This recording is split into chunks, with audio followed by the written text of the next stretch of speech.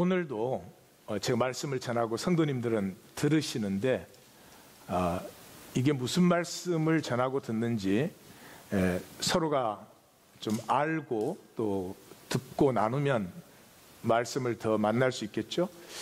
이 말씀은 구약 2000년 신약 2000년 하나님이 선지자들을 통해서 또 사도들을 통해서 또 무엇보다도 예수님과 이 바울을 통해서 그렇게 계속 하신 말씀입니다.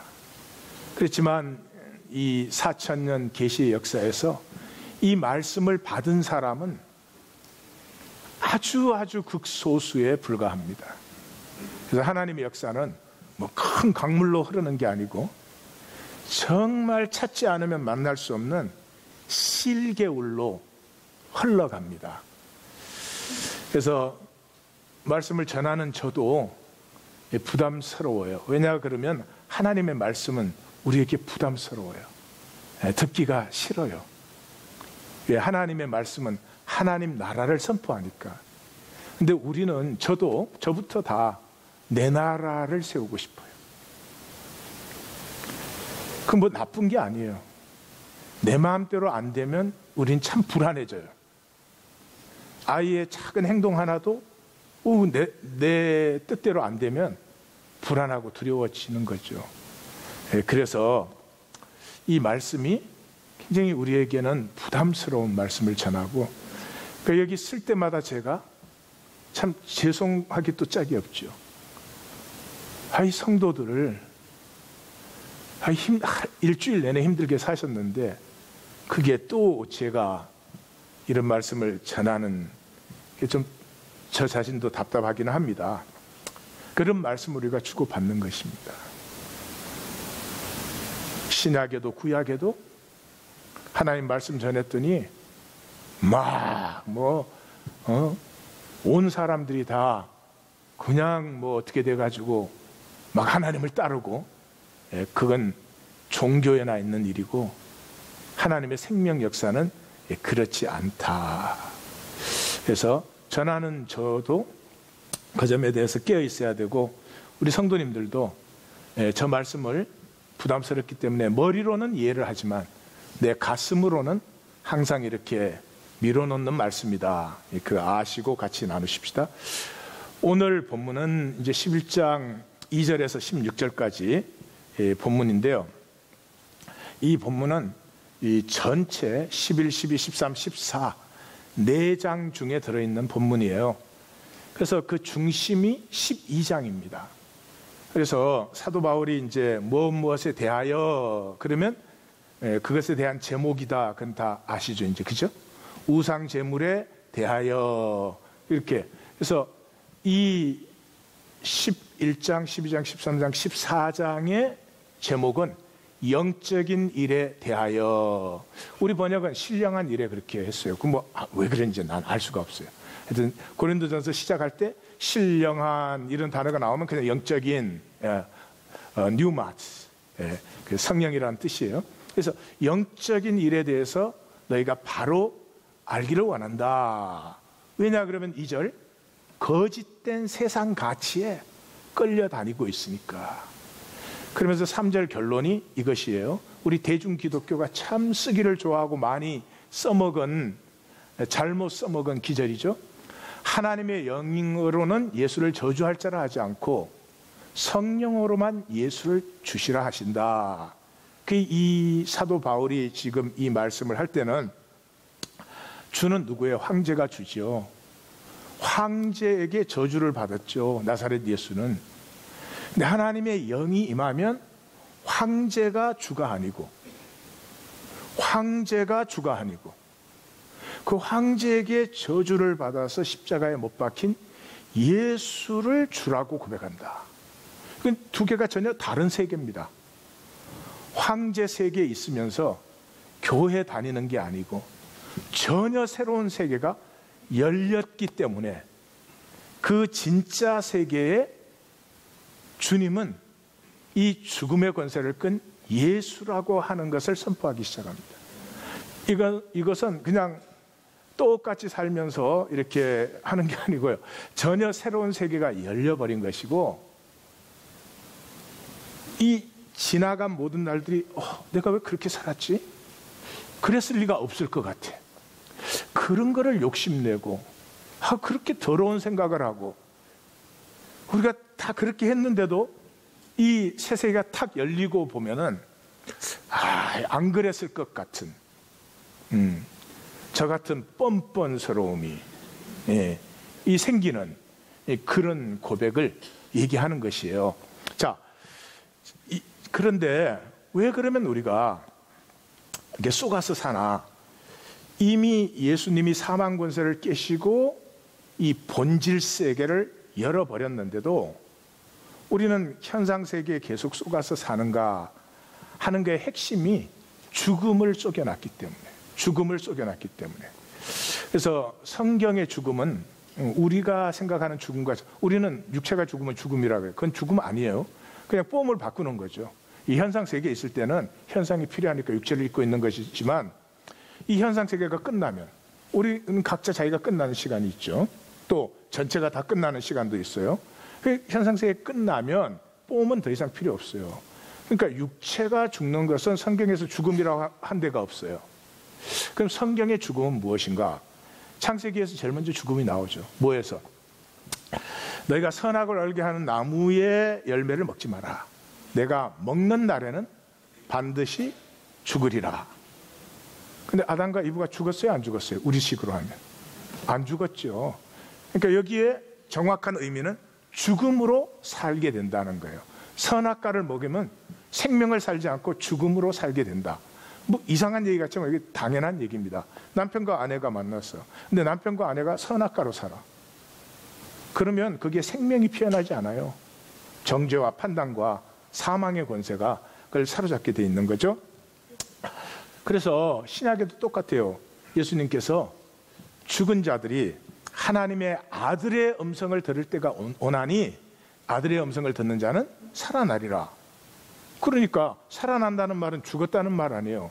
근데 죽은 자가 음성을 듣잖아요. 그러니까 저 죽은 자는 그 죽은 자가 아니야. 네. 복음서에서도 예수님이 그 제자들에게 제자도의 핵심 부분에서 세 가지 얘기하죠. 마지막 셋째 번 결론 부분이 뭐예요? 내가 내 아버지 장사하고 오겠습니다 하니까 현상 세계에서 가장 중요한 건 아버지 장사예요. 아무리 바쁜 일이 있어도 아버지 장사 안 한다, 그거는 있을 수가 없어요, 현상 세계는. 그런데 그런 현상 세계의 일을 하려면 나 따라오지 마. 따라오지는 못해. 나를 따라온 사람은 죽은 자들로 죽은 자를. 그러니까 장사 지내는 자도 죽은 자지만 장사하는 자도 산 자예요, 죽은 자예요? 죽은 자예요. 그래서 성경에 죽은 자라고 하는 것은 세상 물결에 떠내려가는 거죠. 생명이 없으니까 떠내려가는 거죠. 예. 그래서 성경의 생명이라는 말은 세상 이 거짓을 거슬러서 진실을 사는 사람이에요. 그 다 진실을 살고 싶지만 우리가 잘 안 사라지는 이유가 진실을 살려면 희생을 해야 돼요. 어쩔 수가 없어요. 왜 거짓으로 사느냐? 내 욕심을 챙기려니까 거짓으로 사는 거예요. 예, 진실을 살려면 희생을 해야 되니까 진실이 싫은 거지. 그래서 이 거짓으로 살지만 그걸 영원히 할 수 있으면 괜찮지. 영원히 할 수 있으면 그렇게 살면 되는데 그렇게 못해요. 거짓은 반드시 빵꾸가 나는 시간이 와요. 굉장히 고상한 단어를 제가 썼는데 거짓은 반드시 드러나요. 그게 거짓이에요. 시간 문제예요. 그래서 우리는 뭐 다 감춘 거짓이라도 언제 만나요? 죽음의 순간입니다. 죽음의 순간에는 어쩔 수가 없어요. 다 죽음의 순간에는 보죠. 내가 왜 그런 욕심을 부렸을까? 내가 왜 그렇게 추하게 살았을까? 왜 그렇게 너그럽고 넉넉하지 못했을까? 그게 진실의 순간이죠. 사실 두 가지예요. 왜 사랑하지 못했을까? 왜 용서하지 않았을까? 심지어 자기 자신까지도. 그래서 이 죽음에 대해서 쏘가 있는 한은 그냥 세상에 떠내려가는 길밖에 없어요. 예. 세상이 다 거짓과 욕심으로 살아도 그 세상을 거슬러서 생명 진실을 표현할 수 있는 사람은 말씀 만나는 길밖에 없어요. 왜냐하면 이 세상의 진실은 말씀밖에 없어요. 어떤 것도 진실이 아니에요. 아무리 훌륭한 가르침도 훌륭하지만 100% 순도의 진실은 하나님 말씀밖에 없죠. 그 말씀이 이제 우리에게 감춰졌어요. 자, 그래서 그런 우리가 이 세상 현상 속에 이제 속아서 사는 거죠. 자, 거기에 대해서 지금 이제 사도 바울은 또 예배라고 하는 것을 통해서 이제 말씀하시기 시작해요. 그래서 11장에서 14장까지가 전체가 예배인데 오늘 본문은 예배 시에 은사를 사용할 때 복장 문제를 얘기해요. 그 반대편에 가시면 예배 시에 은사를 사용할 때 덕을 세워라 그 얘기를 해요. 그 다음에 그 안쪽에 가시면 이제 6월 11일 주일 본문입니다. 예, 우리 다음 주부터 6월 4일 성령 강림 주일까지 7번의 메시지가 나가는데 이 우리의 원수인 나르시즘과 이 에고와의 싸움의 본문이 끝나면 이제 저기에 들어가요. 얼마나 저렇게 디자인하려고 해도 할 수가 없을 거예요. 그게 예배에 대해서예요. 이런 예배 아니, 이거 예배 아닙니다. 떡과 잔. 거기에 대해서 말씀해요. 그 반대편에는 예배의 본질은 사랑이다. 예, 고린도서 13장 그러면 사랑장 그러지만 그게 무슨 추상적인 무슨 사랑을 얘기하는 줄 알아? 아니요. 예배를 얘기하는 거죠. 그리고 그 한가운데가 12장이 교회는 그리스도의 몸이다. 예, 이 부분으로 우리가 지금 들어가고 있는 것입니다. 자, 오늘 본문으로 들어가시면 오늘 본문도 그렇죠. 앞쪽에 2절에 10절까지는 기도하고 예언할 때 여자는 머리를 가려라. 뒤에 13절 16절에서도 기도하고 예언할 때 예배할 때 여자는 머리를 가려라. 그리고 11절 12절의 핵심에 그렇다 남녀 차별하는 게 아니고 남녀는 평등하고 동등하다 하는 얘기를 하는 것이에요. 이 본문이 사실은 제가 어제 아침에 그런 얘기를 했지만 이 주석가들도 굉장히 여기를 헷갈려요. 그러니까 말씀을 만나지 않고 종교로 풀어내니까 이게 헷갈리는 거죠. 그래서 아마 제가 그런 말을 했어요. 이 본문만큼은 하나인 교회가 제일 잘 해석했을 것이다. 그렇게 일단 2절에 이렇게 시작하거든요. 이 문제의 시작을 나를 기억하고 바울이 나를 기억하고 내가 전하여 준 그 전통을 너희가 지키니 내가 칭찬한다. 그 전통 그러니까 여기 쓱 지나가요. 이게 무슨 전통을 얘기하는 거죠? 파라이도시스 그런 단어예요. 근데 헬라에서 첫 번째 뜻은 항복이고 그 다음에는 유전, 전통 이런 뜻이에요. 그러니까 단어를 참 잘 맞는 것 같아요. 여러분, 지금 우리가 드리는 이 예배는 4세기 컨스탄틴 이후에 90%를 회당에서 다시 드렸어요. 회당 예배를 깨시느라고 예수님이 죽으셨는데 90%를 다시 가지고 들어갔어요. 왜요? 종교의식을 해야 되니까. 왜요? 성직자들이 먹고 살아야 되니까.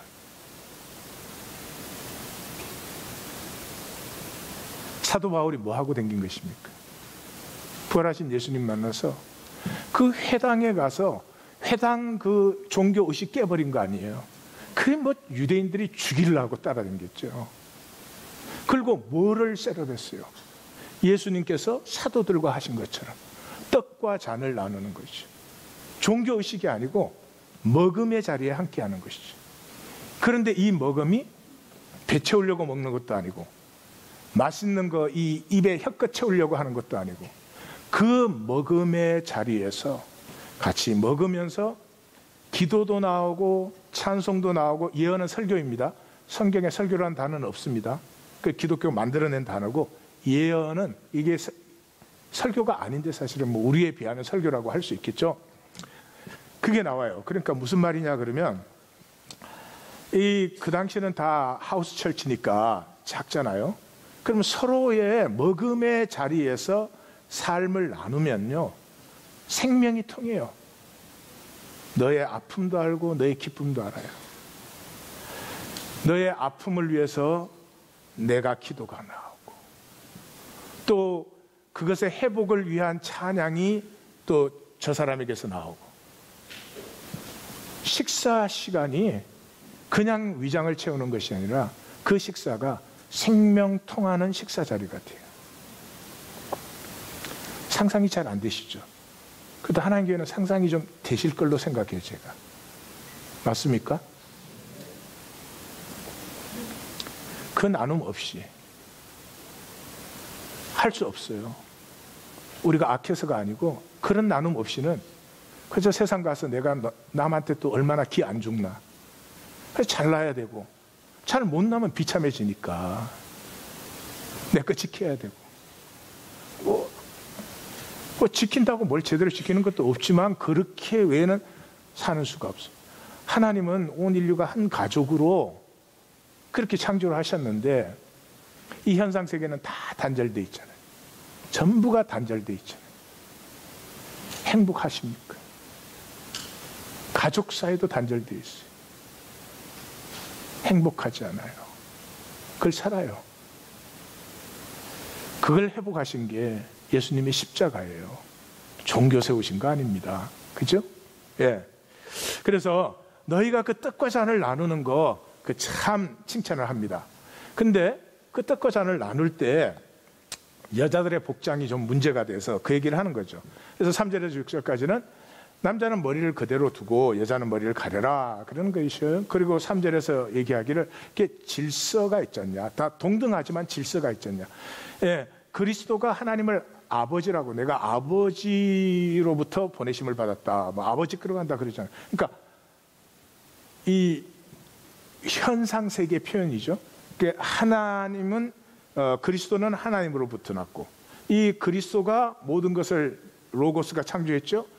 남자를 창조하고, 남자의 갈빗대에서 여자를 창조하고, 그러니까 이렇게 순서가, 질서가 있지 않느냐, 이제 그런 얘기를 하는 거죠. 근데 이 질서는 성경에서는 대표성을 얘기해요. 그냥 뭐 이렇게 순서가 아니고, 그러니까 그리스도는 하나님께서 나왔기 때문에 그리스도는 하나님을 대표해요. 하나님을 나타내게 돼 있어요.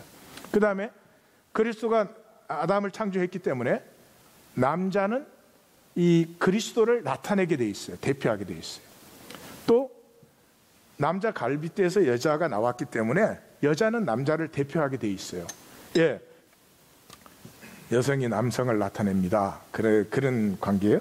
자, 그러는데 여자가 예배시에서 기도하거나 설교할 때, 기도하거나 예언할 때 머리를, 남자는 머리를 가리지 말아라. 왜? 남자의 영광은, 남자가 대표하는 건 그리스도니까 남자가 머리를 가리면 그리스도를 가리는 것이, 그리스도를 나타내. 머리, 그러면 얼굴 생각하시면 더 좋을 것 같아요. 예, 얼굴 가려버리면 그리스도를 가리는 것이다. 근데 여자는 머리를 안 가리면 하나님께 예배하는데 남편을 자기가 나타내는 것 아니냐. 그리고 남편을 오히려 욕되게 한다. 그러니까 가리지 않으려면 짧게 깎든지 면도로 밀어라. 다음 주에 우리 자매님들은 다 밀고 오시는 거예요. 자, 그러면서 그게 부끄럽냐? 짧게 깎는다는 말은 저 신전 무녀들, 창녀들이 하는 거예요. 그래서 그거 부끄러우면 머리 가려라. 이제 그렇게 얘기하는 거죠. 이 말의 중심이 우리에게는 잘 이해 안 될 수도 있어요. 그래서 이게 공동체의 honor and shame. 우리가 이렇게 함께 모이면, 가족이 있으면 가족이 자랑도 있고 수치도 있어요. 그 문제를 얘기하는 거죠. 예, 이거 무시할 수 있는 문제가 아니에요. 그래서 제가 사진 하나 보여드리겠어요. 개성공단에 저 여성들이 일하는 모습이에요. 그 처음에는 저렇게 파란 수건을 묶었다가 요즘 좀 패션화돼가지고, 예, 저렇게 했어요. 그 다음 사진은 이분들이 퇴근하는 사진이에요. 첫 사진과 두 번째 사진 느낌이 어떻습니까? 똑같습니까? 다르죠? 다르죠? 그 동서고금을 막론하고 조선시대도 마찬가지예요. 여자들이 일할 때는 수건을 썼어요. 내가 기억하는 우리 엄마는 항상 수건을 쓰고 있었어요. 그 수건 쓰는 법도 나는 알아. 항상 얘기를 했어요. 그 사람의 본능적인 건지 뭔지 문화적인 건지 그건 알 수가 없지만 여자가 머리를 풀어 헤치면 훨씬 더 페미닌, 여성적으로 보입니다. 저 사진에서 우리가 만나듯이. 그래서 이제 그 우리로 말하면 예배죠. 예배라는 말은 그 예수님이 하도 답답하니까 영과 진리의 예배 그렇게 쓰셨지만은 이 떡과 잔, 찬송과 신령한 노래 그걸 하는데 이 여자분들이 이제 우리가 이제 동등하고 다 자유하다, 이 어마어마한 말입니다, 사실은. 그러니까 항상 이렇게 일할 때는 수건을 썼지만은 이렇게 모일 때는 여성은 당연히 예쁘게 보이고 싶지 않겠어요? 그러니까 머리를 풀어 헤쳤던 것 같아요. 그리고 그런 상태에서 기도도 하고 이제 예언도 하고 그랬겠죠. 그러니까 그게 이제 교회에 조금 부담스러운 게 됐죠. 그 이방 신전에서는 그 당시에는 그 창녀들이죠, 무녀들이 특별히 디오니소스와 시벨레와 아이시스. 그래서 나중에 우리가 14장 가시면 보시겠지만 우리는 그런 사람하고 다르다, 사도 바울이 그렇게 얘기를 해요. 그러니까 이런 말이에요. 지금 오늘식으로 표현하면 예배 드리는데 우리 중에 여성이 굉장히 짧은 미니스커트를 입고 오는 거지. 그게 우리 장로님들이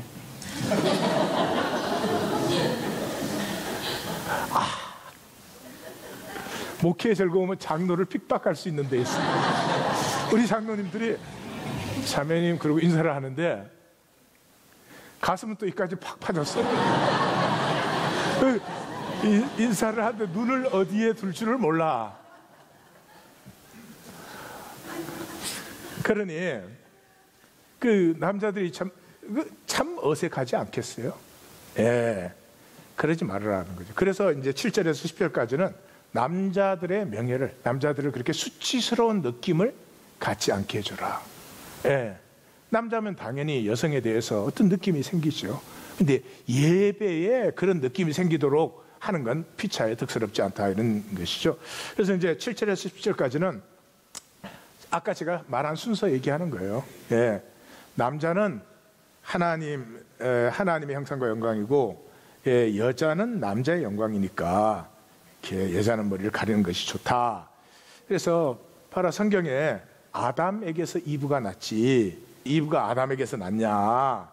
그러니까 그리고 또 말하기를 9절에서 남자가 여자를 위하여 지음받지 않고 여자가 남자를 위해서 그 돕는 배필 얘기하는 거죠. 그래서 그러면서 10절이 이제 우리가 많이 헷갈렸죠, 그죠? 그러므로 여자는 천사들로 말미암아. 아니 난데없이 웬 천사냐? 이 천사는 지금 아무 설명 없이 지금 툭 던지잖아요.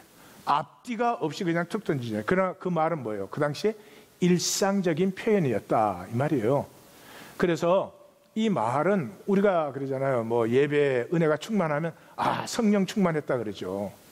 그러면 2000년 뒤에 사람들은 성령을 우리처럼 쓰지 않으면 성령이 충만했다, 그게 도대체 무슨 뜻일까? 뭐 이런 거나 마찬가지예요.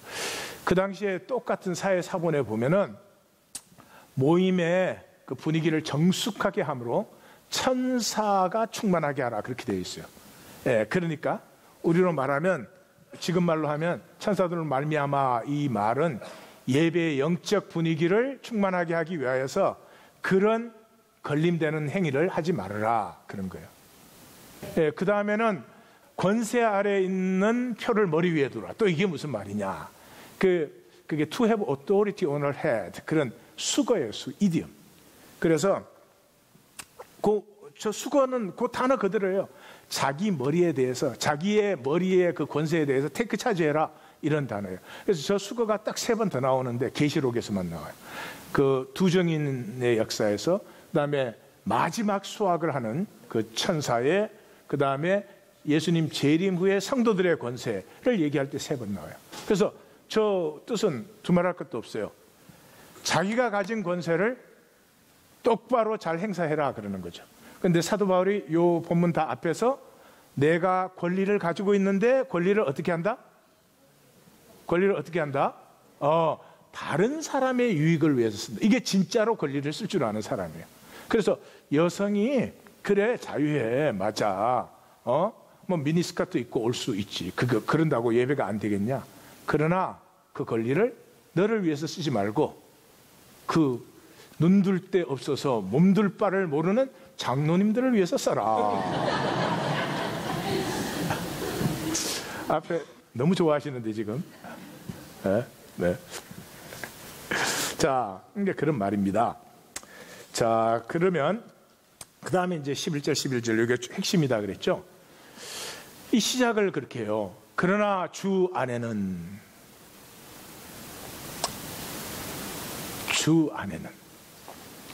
우리 기독교는 주 안에 예수 그리스도 안에 이런 말을 하도 들어가지고요.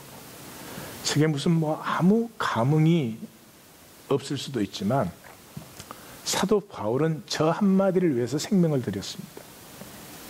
자기 전체를 다 죽어도 기뻐했습니다. 왜요?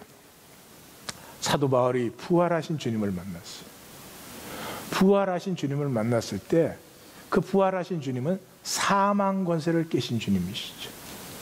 근데 사망 권세를 깼다는 것은 이 현상 세계에 이 모든 사람을 속여 놓는 그 핵심이 뭐예요? 사망에 대해서 속인 것이다. 시작할 때. 벌써 잊어먹으셨어요? 그럼 처음부터 다시. 죽음에 대해서 속여놨기 때문에 이 모든 현상에 대해서 우리가 계속 쏟고 있는 거예요. 그래서 사도 바울이 누구예요? 누구보다 거기에 속은 사람이죠. 그래서 이 단절된 현상 세계에서는 뭐가 필요해요? 의가 필요해요. 의가. 남편 아내 사이에도 의가 없어지면 살 맛도 자격도 없어지는 거지. 의 만들려고 의가 없으면 살 수가 없어요. 이 현상 세계에는 내 의가 있어요. 그래서 사도 바울이 얼마나 의를 열심히 만든 사람이에요. 근데 이 사람이 부활하신 주님을 만나니까, 사망 권세를 깨트린 주님을 만나니까, 이 모든 것이 단절되어 있는 현상 세계의 거짓을 만나고 보니까 내가 평생 걸려서 만든 의는 뭐였다? 배설물이었다. 그리고 진정한 의를 발견했죠. 그게 뭐예요? 주 안에서 우리가 다 하나라는 사실. 이게 지금 개념은 아무 소용 없습니다. 아니, 원래도 하나였고요. 지금도 하나예요. 앞으로도 하나예요. 지금 만유가 하나라는 것은 우리가 아침에 음식 먹은 거 지금 소화되는 게 증거지. 예? 아침에 내가 채소 먹었는데 채소와 내가 하나가 아니라면 내 안에 들어와서 이게 나로 소화됩니까? 안 됩니까? 안 되죠.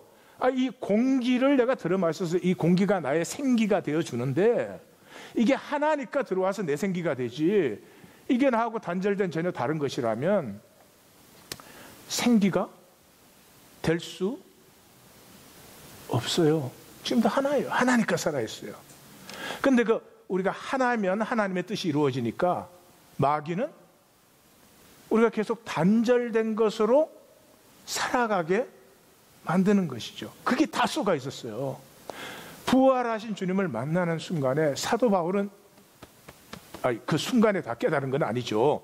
아라비아 사막에 3년 들어갔고 다소에서 10년을 13년의 묵상 끝에서 자기가 평생에 공부했던 율법이 도대체 무엇을 말하는지를 만난 거죠. 그리고 이거를 위해서 자기 생애를 고난과 박해 속에 다 내어주고도 기뻐하신 분이죠. 주 안에. 주 바깥에서는 하나됨 없어요. 못 누려요. 주 안에 하나가 있어요. 예. 지금 기독교 주 안에 있습니까? 주 안에 안 있습니까? 안 있어요. 하나님이 무엇을 하시는데 자기 생명을 바치셨어요. 무엇을 위해서? 이 거짓에서 깨어서 처음부터 하나요, 지금도 하나요, 영원히 하나인 이것을 생각을 해보세요. 내가 만유를 누려요. 그것도 기쁨이죠. 더 큰 기쁨이 있어요. 만유를 위해서 내가 내 생명을 또 나누어요. 부모가 자식을 위해서 생명을 나눕니다. 아깝습니까? 기쁩니까? 기쁘죠. 그게 생명이잖아요. 생명이니까. 뭐가 생명길이 복잡하고 어렵습니까? 생명의 증거가 뭐 이상합니까? 그렇습니다. 십자가는 모든 단절되었던 것을 하나로 했다는 건 교리가 아닙니다. 이 본질 세계는 모든 것이 하나죠. 그걸 회복하신 것이죠. 그래서 이 사도 바울의 갈라디아 3장 27절 28절 같은 말씀, 누구든지 그리스도와 합하기 위하여, 단절되어 있다 그리스도가 하나 되기 위하여 세례를 받은 자는, 누가 세례를 받아요? 예수를 주라고 고백하는 자가. 그 사람은 그리스도로 옷 입었어요. 옷이 뭐예요? 신분이죠. 그리스도의 신분이 되었어요. 그래서 다른 성경에서는 이 신분의 변화를 표현하기 위해서 우리가 양자되었다 뭐 이런 단어를 써요. 그래서 결과가 뭐예요? 유대인이나 헬레인이나 종이나 자유인이나 남자나 여자나 다 그리스도 예수 안에서 하나이니라. 하나이니라. 네. 그래서 이제 사도 바울이 11절 11절은 야, 남자 없이 여자가 어디 있고 여자 없이 남자가 어디 있냐. 그리고 여자가 남자에게서 나왔지, 갈비뼈에서. 그렇지만 남자는 또 엄마한테서 여자한테서 태어나졌냐. 이 모든 것은 하나님께로 낳느니라. 이 모든 것이 하나라는 이 간단한 진실, 모든 것이 단절되어서 사는 세상에 우리가 사실은 전혀 단절되어 있지 않다는 이 진실 하나가, 이 바울의 선포가 로마가 가장 강한 시기에 로마를 뒤집어 엎었어요. 그걸 받은 우리는 그거 갖고 또 종교 만들었어. 먹고 살라고. 그래야 또 하나님의 진실의 역사가 계속되니까. 바울의 진실이 내 진실이 될 수 없습니다. 하나님이 왜 그 갈렙과 여호수아를 세웠으면 그 다음에 사사기가 오지 않고 그게 그냥 하나님 나라가 완성이 안 되게 하나? 아니요. 갈렙과 여호수아의 진실이 내 진실이 안 됩니다. 또다시 세상은 거짓 세계 속에 들어가고 그 안에서 정말 전심으로 구하고 찾고 두드리는 자가 황제의 세계가 아니고 이 본질 세계의 당연한 것을 보고 누리기를 원하는 마음을 다하고 성품을 다하고 힘을 다하는 심령이 만나는 것이지, 바울이 한번 딱 회복해버리면 그냥 모두가 그 안에 그렇게 되지 않는 것이죠. 그래서 우리의 신앙생활이 힘든 거죠. 힘든 거죠. 교리만 받아들이면 구원받았다. 그거는 대중 기독교가 만든 얘기고 복음에는 그런 말이 없죠. 자, 이렇게 얘기하는 사도 바울은 그 예배 시에 여성들이 기도하고 예언하는 걸 보호해 주는 거죠. 무슨 말씀인지 아십니까? 지금 부활하신 주님 안에서 아무런 구분 없이 떡과 잔을 나눌 때 누구든지 자기의 고백이 표현할 수 있고 자기의 찬양이 표현할 수 있고 자기의 선포가 임하신 말씀을 선포할 수 있고, 그렇게 됐을 때 심령이 열리고 생명이 통하게 되는 것이다. 혹시라도 여자 이런 걸 빌미로 해서 남자들이 그러니까 여자들은 예언하지 마, 기도하지 마, 이런 빌미거리가 될까 봐 사도 바울이 아니, 질서를 위해서 내가 복장을 당부하지만 그렇다고 남자 여자가 차이가 있거나 구별이 있는 것은 아니다. 이 사도 바울의 마음이 느껴지십니까? 예, 오케이. 자, 그 다음에 이제 13절에서 16절까지는 이제 일반적인 예를 들어요. 바울이 친절도 하지. 예, 스스로 판단해라. 여자가 머리 풀어 헤치고 그렇게 예배 들어오면은 그 분위기가 좋겠냐? 요즘 말로 하면 그런 거죠. 아이고, 여성이 여름에 덥다고 스트링 비키니 입고 예배 들어오면 그게 되겠냐? 그런 거죠. 아이고, 이 어린아이 가르치듯이 가르치는 바울의 마음을 좀 보세요. 그러면서 긴 머리가, 이게 당시에 그냥 문화예요. 남자가 길게 하면 그때는 수치라고 생각을 했어요. 여자는 긴 머리가 자랑이고 영광이죠. 영광이란 말은 자랑이다. 여기서 자랑으로 바꾸면 더 정확한 의미예요. 그래서 에픽테투스라고 하는 사람의 글을 보면 똑같은 글이 그 적혀 있어요. 여기서 우리는 이제 그 교훈 받을 수 있죠. 성령 받으면 이 본성과 상식은 상관 없어지는 건 아닙니다. 예. 우리 대중 기독교는 뭐예요? 예수 믿고 구원 받으면, 예? 공부 하나도 안 하고 놀던 애가 시험 때 되면 성적 잘 나오게 해달라고 기도해. 그거는 망하는 기도예요. 그 아이는 어떻게 기도를 해야 됩니까? 주님, 시험 때가 닥쳤는데 보니까 내가 내 삶을 정말 잘못 살았습니다. 회개합니다. 예. 주님, 이제는 내가 내 맡은 본분에 성실할 수 있도록 도와주시옵소서. 그리고 돕는 김에 이번만 성적을 주시옵소서. 아니, 농담이 아니고 그거는 돼요. 왜냐면 내가 써먹어 본 적이 있거든.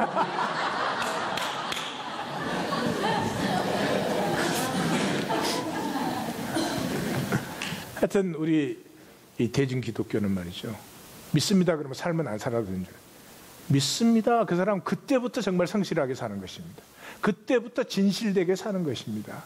좀 손해보아도 이것이 더 영원하고 참된 열매를 맺는다는 것을 믿고 사는 것이지 어떻게 살지는 않고 주여 주여 은혜를 주시옵소서 있을 수가 없죠. 16절에서 바울은 우리에게나 하나님의 모든 교회는 이렇게 표현하죠.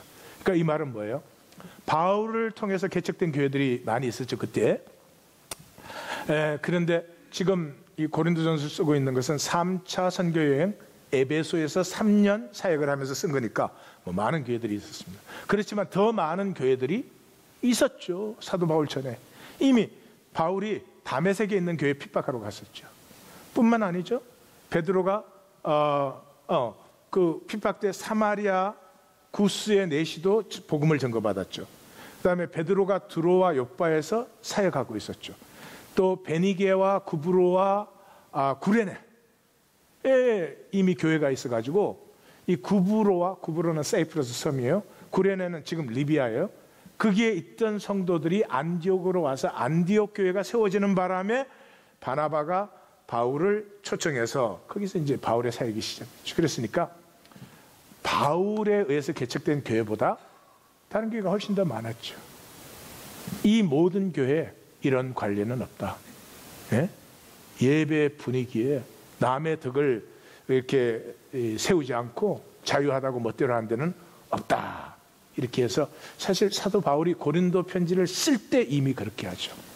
이 고린도에 있는 하나님 교회, 야 너희가 뚝 떨어진 교회 아니야. 너희끼리 뭐 잘한다고 되는 게 아니야. 그건 교회가 아니다. 각 처에서 우리 주 예수 그리스도의 부르심을 이름을 부르고 그 부르심을 받은 이 모든 교회와 너희는 하나다 하는 것을 먼저 탁 찍어놓고 시작하는 거죠. 자, 이제 적용 의미를 보겠습니다. 여러분, 사람의 이렇게 무슨 복장 얘기하는 것 같지만 사실은 그게 아니죠. 이 사람의 본성이 뭐예요? 사람에게 잘 보이고 싶은 거지. 잘 보이고 싶다는 게 뭐예요? 인정받고 싶다는 것이. 인정받고 싶다는 것이. 인정받고 싶다는 것이. 그 당시에 무슨 패션이 많아요. 그 당시에 남자는 남자 다 똑같이 입었어요. 여자는 여자 똑같이 입었어요. 계층별로. 지금 다양하게 입잖아요. 이게 자유입니까? 이게 자본주의가 만든 술수죠. 필요 없는 거 자꾸 사게 만드는 자본주의의 술수죠. 또 이 여름 오는데 이번 여름의 패션이 뭐야 그러면 또 이게 또 부름받아 나서니 뭐 어디든지 가을이다 막 이러고 난리가 나는 거지. 여러분, 출애굽기 때는 아무것도 없고 장신구밖에 없잖아요. 그 하나님이 너 장신구 떼지 않으면 내가 너희와 동행할 수 없다 그러지. 그 장신구가 뭔데? 그때 장신구 하나 있을 때나 지금은 학력, 경력, 뭐 패션 뻑적지근하게 붙일 때나 복잡한 것 같아요? 똑같아요. 하나예요. 사람에게 보이려. 얼마나 촌철살인적인 예수님의 표현이에요. 너의 삶을 사람에게 보이려고 살지 말아라. 엄밀한 중에 보시는 하나님. 우리의 진실을 아는 하나님 앞에 살아야지. 그렇지 않으면 저던 성도님이든 가짜죠. 말짱 가짜 되는 거죠. 성도님들에게 물어보십시다. 누구에게 예배 드리려고 오늘 나오셨습니까? 저는 대중기독교에서 하나님에게 예배 드리러 나오는 성도님을 만나보는 게 소원입니다. 말은 하나님 그러죠. 그렇지만 사람에게 보이려고 나옵니다. 왜요? 그게 편하니까. 우리 모두가 사람에게는 거짓될 수 있잖아요. 하나님에게는 거짓될 수 없죠. 그래서 아마 우리 하나님교회도 그럴걸요? 모르긴 몰라도 제가 인정해주면 다 된 것처럼 생각하실 거예요. 다행히 하나님교회는 제가 인정하는 분이 아무도 없어서 다행이죠.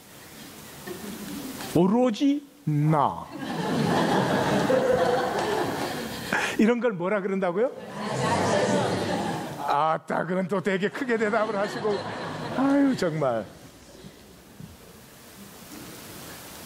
여러분, 우리가 복잡하게 만들었지 간단합니다. 예수님이 뭐라고요? 하나님이 찾는 사람은 딱 하나야. 영과 진리로 예배하는 자. 영과 진리로. 영과 진리로 예배한다. 그 말 뭐예요? 사람 앞에 종교생활 안 하는, 어디에 있든지 하나님 앞에 사는 그 사람 찾는다는 거죠. 이 본문에서 바울은 여자들의 기도와 예언을, 설교를 보호해 줍니다. 그 당시 여러분, 이게 상상이 안 되겠지만 이게 혁명 정도가 아닙니다. 그 당시 회당에서는 여자는 장막 뒷방에 앉게 했습니다. 토라, 말씀 안 가르쳤어요. 그러는 시대에 모두가 하나 되어서 그 자기 고백이면 선포할 수 있는, 우리는 고백 못해요. 고백해서 맞아야 되거든. 이 고백했다가 틀리면 어떡해? 사람들이 이상하게 보면 어떡해? 아니, 그럼 고백이 아니지. 고백이 아니지. 우린 다 억눌려 있습니다.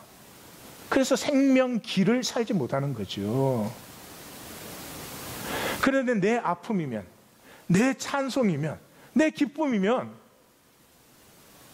누가 뭐라 그러는지 상관없이 내가 할 수 있어. 왜? 정죄와 판단이 없으니까.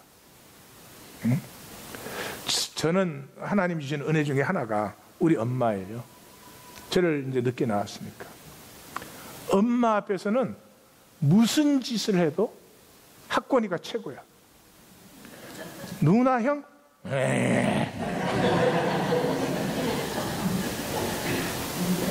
그러니까 어릴 때 지금 돌이켜보면요, 슬퍼도 좋고 기뻐도 좋고 잘해도 좋고 못해도 좋고, 정말 저는 저 자신의 자유함을 많이 누렸어요.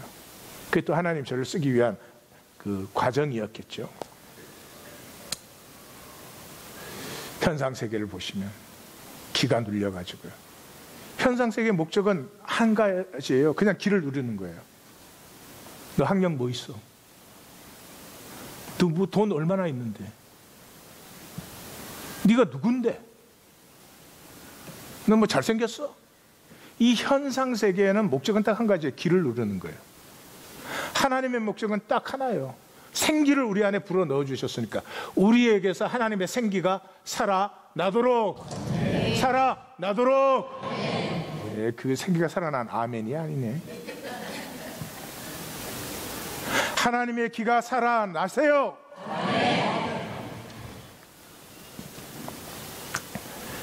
이 현상세계, 기를 누르는 현상세계를 제가 지난주에는 꿈으로 비유해서 말씀을 드렸죠.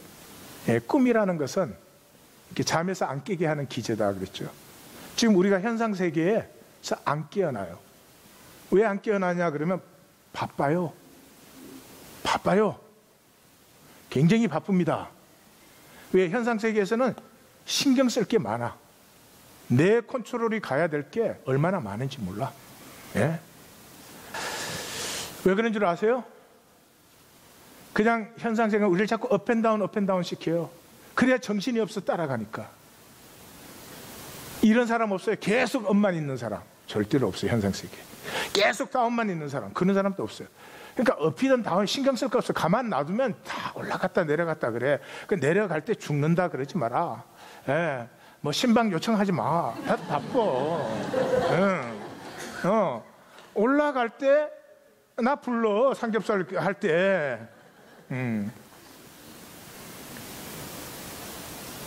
업앤다운 많이 하시죠. 많이 바쁘죠. 일주일 살고 돌아보세요. 뭘 살았나? 산 게 있어요? 바빴지 뭘 살아. 지금 벌써 5월이에요. 2017년이 절반 지났어요. 사셨어요? 현상세계 속으면 그런 거예요. 바쁘기는 무지하게 바쁘고 업앤다운은 많은데 산 게 하나도 없어. 예. 거기에 이 내가 지켜오는 현상세계, 꿈속세계는 꿈꾸는 사람의 특징이 뭔 줄 아세요? 깨야 되는데 이러면서 안 깨요. 그래서 이 현상세계 사는 사람은 계속 이래요. 이렇게 살면 안 되는데, 이렇게 살면 안 되는데, 내 새로워져야 되는데 이래요. 그게 또 하나의 속인 기제예요. 나는 새롭게 살아야 된다고 생각하고 있으니까. 본질 세계는 만유가 하나입니다. 깨어있는 실제는 만유가 하나예요. 제가 이미 말씀드렸죠. 우리가 이렇게 살아있다는 자체가 하나인 증거예요. 거기에는 잘나고 못나고가 없어요. 그래서 이 나르시즘에는 이게 당할 자가, 저도 이렇게 설명은 잘하지만 당할 자가 없어요. 왜 그러냐 그러면 자, 이제 저를 봐주십시오. 봐주시면 금방 끝낼게. 금방이 몇 분이냐는 사람에 따라 달라. 이 지구는 거대한 신경증 병동입니다. 정상인 사람 없어요. 정상인 사람 없어요. 결혼할 때 다 정상인 줄 알고 결혼했지. 나도 교회 올 때 이 교회 목회자는 정상일 줄 알고 왔죠. 근데 이제 다 알아. 거대한 신경증 병동이에요. 왜 신경증 병동이에요? 이 현상세계의 꿈은 뭔 줄 아십니까? 중산층 되는 거예요. 중산층. 근데 이거 그거에 속아서 다 살까 그랬는데, 이번에 나르시즘에 대해서 제가 묵상을 하면서 이게 대단한 거예요. 이 중산층 돼가지고요, 차 좀 괜찮은 거 타는 거, 이게 진짜 그 차를 타고 다른 차보다, 내 차보다 싼 차 옆을 지나갈 때 우월감을 느껴. 우월하지는 않아. 그 정도는 구분되시죠? 그까지 구분이 안 되는 분은 일로 오지 마시고 저쪽으로 가셔야 돼요. 예, 정신병동이라고. 우월하지는 않은데 우월감은 느껴진다. 이 좋은 주택지역에 집 좋은 거 사가지고 딱 자리 잡고 아이를 여름에 비싼 캠프를 보내면 우월한 건 아니요. 우월감이 느껴져. 근데 현상세계는 그게 전부잖아요. 그게 전부잖아요. 우월감. 나하고 만났는데 내가 너보다 우월하지는 않아도 내가 우월감 느끼면 그게 다잖아요. 이게 나르시즘이 하는 일이에요.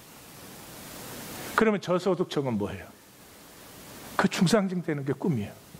나도 언젠가 저런 차 타야 되는데, 나도 언젠가 저런 집 사야 되는데,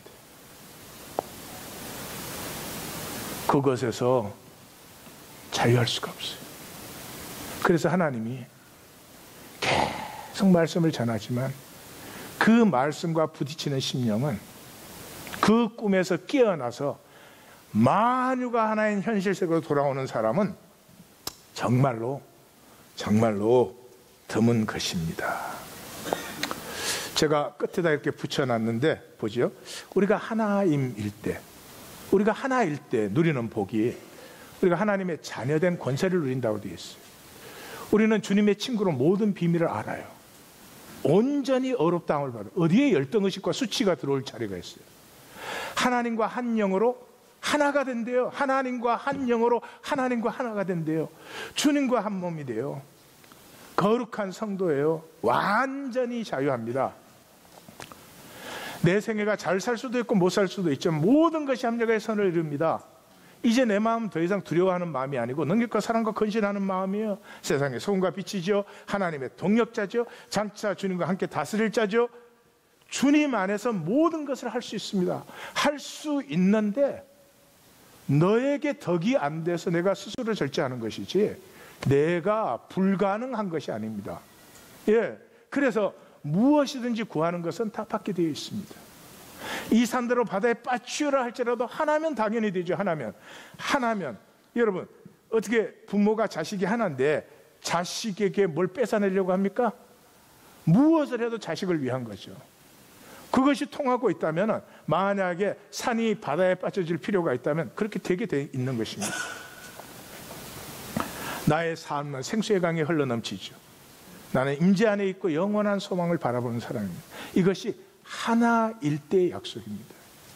종교 생활하면서 자꾸 이거 하니까 또 이 말씀 전하는 분들이 얼마나 멋있게 갖다 붙여요. 믿습니다만 하면 막 이렇게 되는 것처럼 속지 마십시오. 속지 마십시오. 우리는 태초 이전에 하나였으며 지금도 하나이며 앞으로도 하나가 되어야 됩니다. 우리 중에 단절된 세계로 들어갈 사람은 아무도 없습니다. 이걸 하나로 되게 하는 것은 말씀밖에 없습니다. 운행 역사하며 좋았더라 좋았더라 심히 좋았더라. 예, 성령 강림 기도. 한 박자가 느리셔. 누군지 몰라?